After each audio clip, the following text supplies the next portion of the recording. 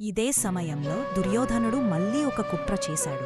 మరో జూదానికి పాండవులను పిలిచి, ఈసారి ఒకవేళ ఓడితే 12 సంవత్సరాలు వనవాసం, 13వ సంవత్సరం అజ్ఞాతవాసం అనే నిబంధన పెట్టాడు.